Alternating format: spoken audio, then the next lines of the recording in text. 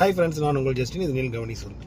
இப்போ இந்த நீயா நானில் ஒரு ஷோவில் வந்து ஒரு டாக்டர் வந்து பேசியிருப்பார். இந்த மாதிரி நான் ஒரு பேஷண்ட்டுக்கு வந்து இப்போ கொஞ்சம் வசதியான பேஷண்ட்டுக்கு ட்ரீட்மெண்ட் எடுத்துகிட்டு இருந்தேன். அப்போ எங்கள் அப்பா வந்தார்.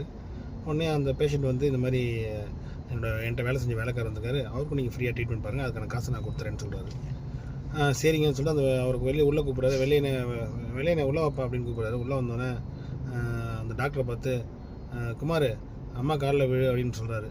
அப்போ தான் அந்த அம்மா கேட்குறாங்க, டாக்டர் உங்கள் பையனா அப்படின்னு கேட்குறாங்க. உடனே அதை ஆச்சரியப்படுறாங்க. ஸோ என்ன ஒரு விஷயம் அங்கே என்ன சொன்னோம்னா, எங்கள் அப்பா படிக்காதன்றாலும் அவரை வெள்ளையன்னு சொல்கிறாங்க, நான் படிச்சுட்டேன்றாலும் சாருன்னு சொல்கிறாங்க. ஸோ படிப்பு எவ்வளோ பெரிய வாழ்க்கையில் பெரிய மாற்றத்தை ஏற்படுத்தி தந்திருக்குன்ட்டு. இது 100% உண்மை. 100 இல்லை, 1000% உண்மை. சில நேரத்தில் சொல்கிறாங்க அந்த சாருன்ற வார்த்தை வந்து ஆங்கிலேயர்கள் கொண்டது, அது அடிமைக்கான வார்த்தைன்ட்டு. ஆனால் அந்த அடிமைக்கான வார்த்தை தான் இன்றைக்கி நிறைய பேர் வாழ்க்கையில் கௌரவத்தை கொடுத்துருக்கு. அந்த கௌரவத்தை கொடுத்தது யாருன்னா படிப்பு தான். படிப்பு எல்லார் வாழ்க்கையிலையும் வந்ததுனால தான், எல்லார் வாழ்க்கைக்குள்ளேயும் படிப்பு புகுந்ததுனால தான் இன்றைக்கி வந்து நிறைய பேரை அவங்க கீழ் ஜாதி அந்த ஜாதி இந்த ஜாதின்னுலாம் சொல்லாமல் சாருன்னு கூப்பிட்ற நிலையை உருவாக்குச்சு. சரிங்களா? சாருன்ற ஒரு வார்த்தை வந்து பெரிய கெட்ட வார்த்தைலாம் கிடையாது.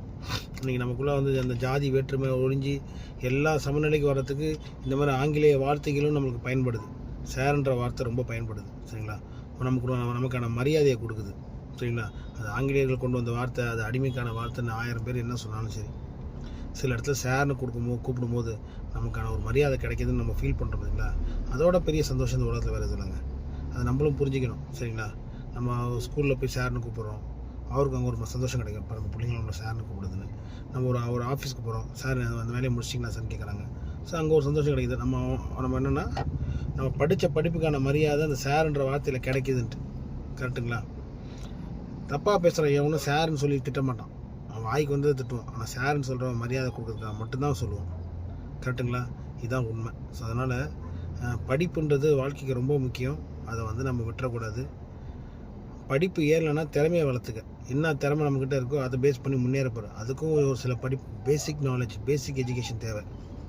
ஒரு ஃபார்ம் ஃபில் பண்ணுறதுக்கோ, ஒரு பேங்க்குக்கு போய் ஒரு செக்கு சைன் பண்ணுறதுக்கோ, எல்லாத்துக்குமே பேசிக் கம்யூனிகேஷன் ரொம்ப முக்கியம். அது இட் மீன்ஸ் எஜுகேஷன் முக்கியம், படிப்பு முக்கியம்.